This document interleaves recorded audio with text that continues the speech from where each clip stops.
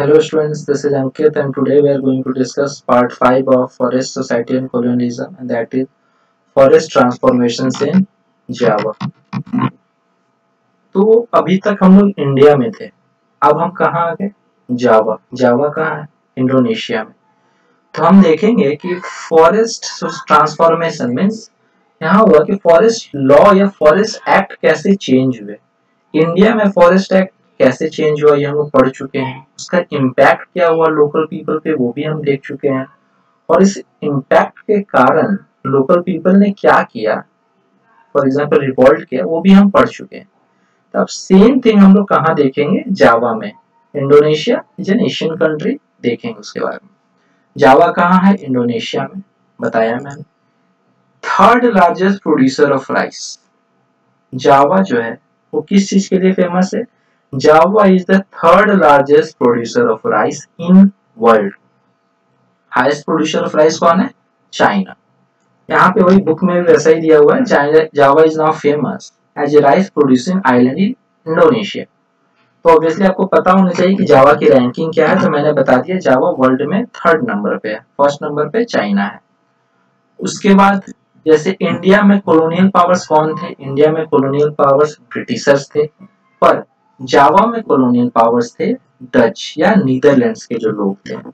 In Java the colonial powers were Dutch, लिखा हुआ Dutch was the colonial power in Indonesia. Dutch started forest management या scientific forestry at Java in Indonesia.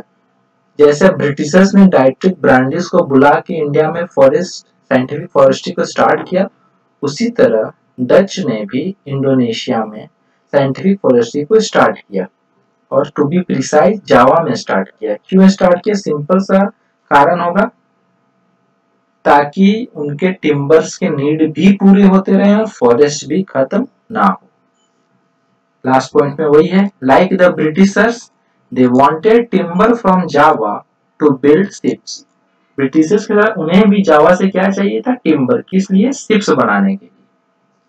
तो ये बात होगी Dutch के बारे में, और वहां जो कॉलोनियल पावर्स डच थे, साथ में जावा क्या है उसके बारे में। अब हम लोग देखेंगे the wood cutters of Java. This is very important.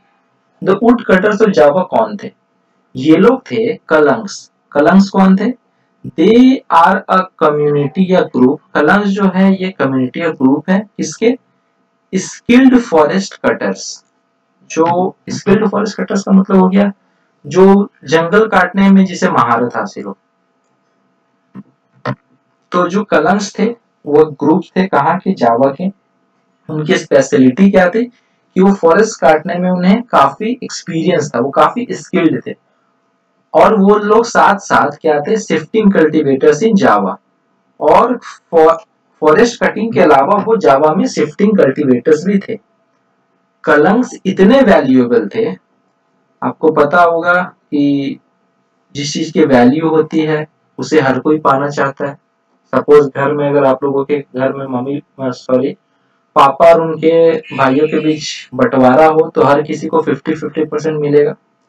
उसी तरह यहाँ पे था कि Kalangs were so valuable that in 1755 when the Mataram kingdom, वहां पे इंडोनेशिया या जावा में उस टाइम जो किंगडम रूल कर रही थी उसका नाम था माताराम किंगडम, और माताराम किंगडम को मेदांग किंगडम भी बोलते हैं। तो जब ये माताराम किंगडम 1755 में स्प्लिट हुआ तो टोटल 600 कलंग फैमिलीज थी उस टाइम जावा में। ये 6000 कलंग फैमिली को इक्वली डिवाइड किया गया।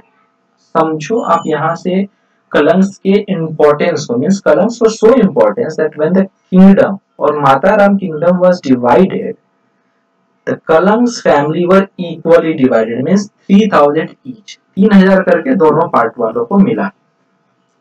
उसके बाद क्या था, लेकिन उस टाइम माताराम किंगडम के अलावा वहां पे और कौन आ चुके थे? डच कॉलोनियल, जो भी उस टाइम कॉलोनियल पावर्स थे इंडोनेशिया में। कलंग्स ने क्या बोला? Kalangs denied to work under Dutch in the 18th century. Kalangs जो है वो डच के लिए काम करने से उन्होंने मना कर दिया। क्यों? सिंपल सा कारण ये हुआ कि उन्हें अपने तरीके से काम नहीं किया किया करने दिया जाता होगा, या उन्हें काफी एक्सप्लॉइट किया जाता होगा। तो अगर आपसे ये क्वेश्चन पूछा जाए कि why Kalangs denied to work under Dutch in the 18th century, you can just write the general observations. अब हम लोग देखेंगे डच के साइंटिफिक फॉरेस्ट्री को। Dutch enacted forest laws in Java. Dutch ने फॉरेस्ट लॉ को इनैक्ट किया, लागू किया कहाँ पे? जावा में।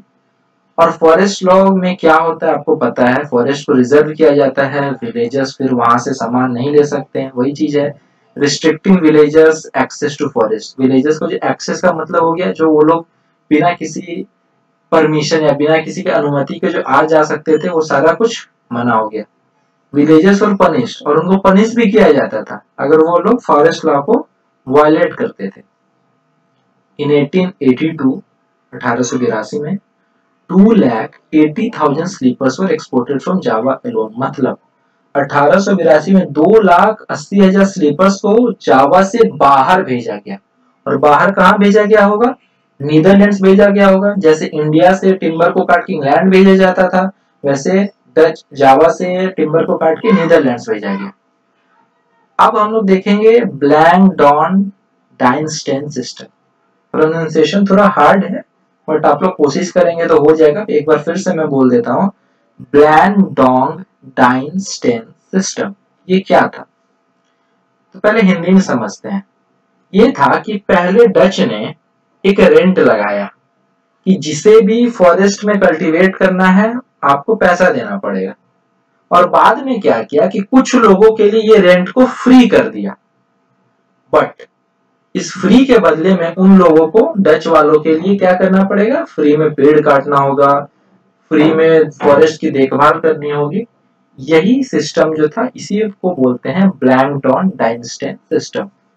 देखेंगे इंग्लिश में क्या है। The Dutch first impose rents on land being cultivated in the forest. बताया मैंने, सबसे पहले उन्होंने रेंट लगा दिया, फीस लगा दी, और फिर and then exempted some villagers from paying these rents। और बाद में कुछ गांव वालों को या कुछ गांवों को एग्जेम्प्ट कर दिया, मतलब छूट दे दी। लेकिन इसके बदले उन गांवों को जिन्हें छूट मिली है, they provided free labor, buffaloes for cutting and transporting timber। और इसी को क्या बोला जाने लगा? This system was known as Bland-Dong-Dynstein system। उसके बाद है लेटर। उसके बाद इंस्टीड ऑफ रेंट एग्जेम्पशन, जो पहले उन्हें रेंट एग्जेम्पशन मिलता था कल्टीवेट करने के लिए, मतलब एग्रीकल्चर करने के लिए, उन विलेजेस को क्या दिया जाने लगा? स्मॉल वेजेस, मतलब छोटी सी मजदूरी, छोटा सा वेतन कह सकते हैं। But their right to cultivate forest land was restricted. लेकिन जब डच नहीं आए थे, उनके उससे पहले उनके पास जो राइट्स थे, और डच के आने के बाद जो उनके पास राइट्स थे, वो काफी कम हो गए, और कह सकते हैं कि लगभग खत्म हो गए। अब एक नया टॉपिक है, वो है सैमिन्स चैलेंज। सैमिन कौन था ये देखेंगे। अराउंड 1890 1890 के time Surontiko Samin is a person, तो कंफ्यूज नहीं करना है। सुरोन्तिको सैमिन ये कहाँ का था? Randu Blatung village. Even I can not pronounciate in one go, tough है थोड़ा, बट आप लोग, this is not very important. Simple याद यही रखना है कि इंडोनेशिया का था Surontiko Samin. This is important कि हु वाज सुरोन्तिको सैमिन। तो he was a person who used to live in Randu Blatung village. और ये विलेज किस चीज के लिए फेमस था? ये टिक फॉरेस्ट विलेज था। यहाँ पे टिक काफी मात्रा में मिलती थी। इसके साथ साथ तो सिंपल है कि फॉरेस्ट है, जंगल है, टिक मिल रहा है। खास क्या है? तो खास यहाँ पे ये था कि सुरोन्तिको सैमिन ने state ownership of the forest को क्वेश्चन किया। हम लोगों ने पढ़ा है ना पहले कि जो लोग बस्तर के लोग थे, उनका यह मानना था कि जो फॉरेस्ट है या जो जमीन है गांव को, वो पृथ्वी देती है या भगवान के द्वारा दिया गया है। उसी तरह सैमिन ने भी ये सवाल उठाया, ये डच कौन होते हैं ये फॉरेस्ट लॉ इंप्लीमेंट करने वाले या फॉरेस्ट को रिजर्व करने वाले। तो इसीलिए सुरोन्तिको सैमिन फेमस हो गए। क्यों? क्योंकि उन्होंने डच के खिलाफ प्रोटेस्ट किया, डच के खिलाफ आवाज उठाई। मीन्स जैसे इंडिया में बिरसा मुंडा, सिद्धू खान गुंडाधुर थे, उसी तरह इंडोनेशिया में कौन था? सुरोन्तिको सैमिन। सुरंतो को सामिन का मानना था, he argued that state had not created wind, state मतलब हो गया गवर्नमेंट या सरकार, water earth and would, so he could not own it. उनका यह मानना था कि सरकार ने हवा, पानी, जमीन ये सब को नहीं बनाया, तो जब आप किसी चीज को नहीं बनाते हैं तो आप उसे कंट्रोल नहीं कर सकते। इसके कारण क्या हुआ, due to this a widespread movement developed in Randu Blatung village, और इसके कारण रैंडू ब्लैटन विलेज में काफी बड़े स्केल पे विद्रोह स्टार्ट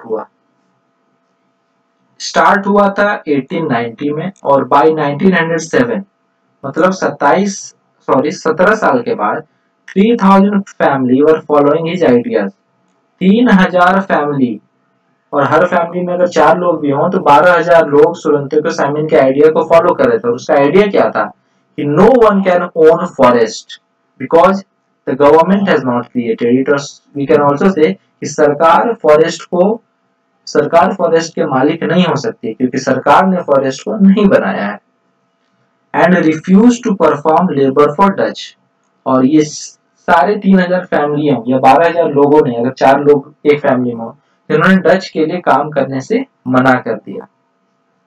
इसके अलावा और क्या किया, the followers of Samin ideas supported him, और जो सैमिन्स के फॉलोअर थे उन्होंने सैमिन को और एक चीज करके सपोर्ट किया। वो क्या था कि उनके फॉलोअर्स ने टैक्स देने से मना कर दिया, और जो जुर्माना था वो भी, मतलब सबसे पहले डच के लिए काम करना बंद कर दिया, और उसके बाद जो टैक्स देते थे या जो जुर्माना होता था वो देते थे, वो भी डच को देने से मना कर दिया।